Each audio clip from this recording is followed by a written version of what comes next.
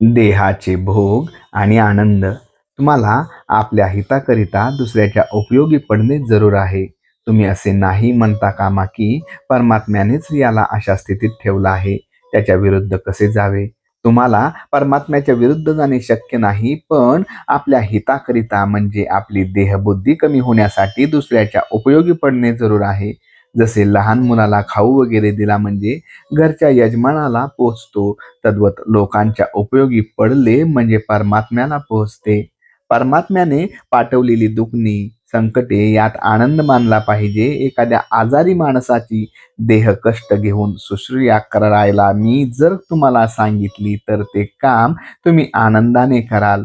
सद्गुरूंनी आपल्याला हे काम सांगितले याचा आनंद वाटेल. मग परमात्म्याच्या इच्छेने येणारी दुखणी, संकटे यांना का आनंद मानू नये? पण परमात्मा आपला सर्वस्वी हितकर्ता आहे असा तुमचा दृढ विश्वास आहे कुठे? परमात्म्यानेच धाडलेली संकटे त्यालाच दूर करायला कशी सांगावीत?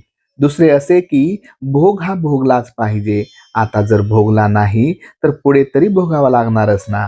देह सुस्थितीत असला म्हणजे देहाचा विसर पडतो असे तुम्ही म्हणता, पण तुम्हाला देहाचा खरा विसर कधी पडला नाही याची आठवण सामान्यपणे असतेच. दुखणे वगैरे झाले म्हणजे विशेषपणाने भासते इतकेच. दुखणे आणि त्याचे दुःख ही दोन निराळी असल्यामुळे दुखणे आले तरी मनुष्याला आनंदात राहता येईल.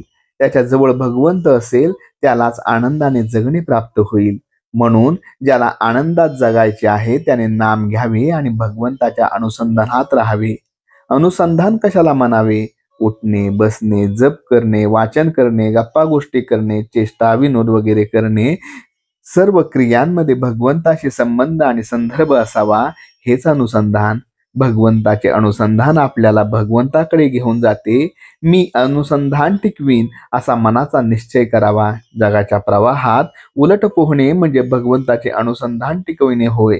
भगवंताचे होऊन प्रपंच करणे ही सर्वश्रेष्ठ कला आहे. भगवंताला ही कला अवगत झाल्याने भक्त भगवंतमय होऊन त्याला सर्व जगतात आनंद दिसतो.